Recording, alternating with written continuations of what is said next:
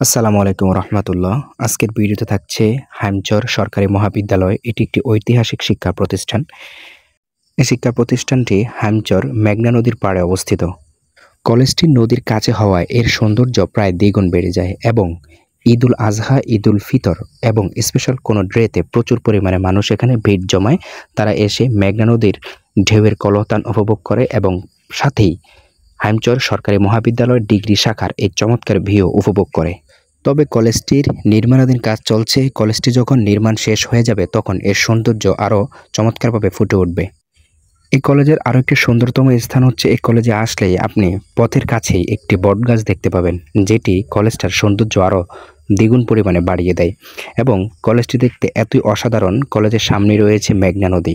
আপনি কলেজে আসবেন, সাথে কলেজটার চমৎকার ভিউ উপভোগ করতে পারবেন এবং মেঘনা নদীর যে চমৎকার যে একটা ঢেউ স্রোত সাথে সেটা উপলব্ধি করতে পারবেন।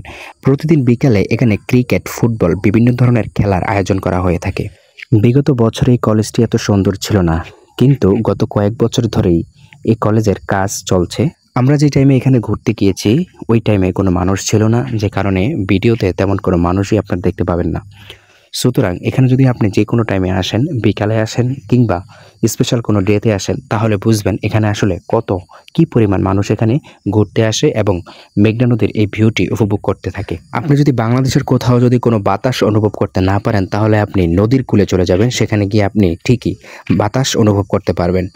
ভিউয়ার্স, ভাবলাম কিছু একটা খেয়ে নেই।